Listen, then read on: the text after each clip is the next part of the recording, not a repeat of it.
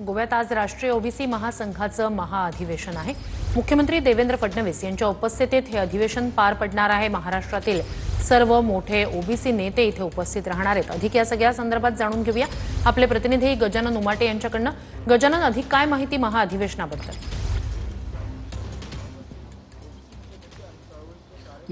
नक्कीच ओबीसींचं राष्ट्रीय महाअधिवेशन थोड्याच वेळात गोवा इथे सुरू होत आहे।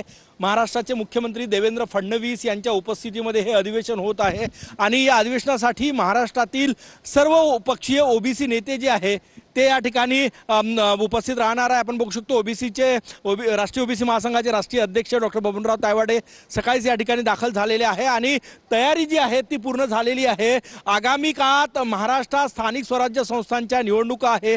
या पार्श्वभूमीवर आजच्या या अधिवेशनात महाराष्ट्राचे मुख्यमंत्री देवेंद्र फडणवीस नेमकं काय आश्वासन देतात ओबीसी जनतेला याकडे सगळ्यांच्या नजरा लागलेल्या आहेत। 10वं अधिवेशन आणि देशभरातील ओबीसी नेते जे आहे ते या ठिकाणी येणार आहे, कार्यकर्ते येणार आहे। त्याची तयारी मी परत एकदा तुम्हाला दाखवतोय। मोठ्या संख्येनं ओबीसी समाज जो आहे तो या ठिकाणी एकत्र येणार आहे आणि महत्त्वाचं अधिवेशन देशाच्या वेगवेगळ्या भागात हे अधिवेशन होत असतं। माझ्यासोबत डॉक्टर बबनराव तायवाडे सर आहेत। सर, काय सांगणार?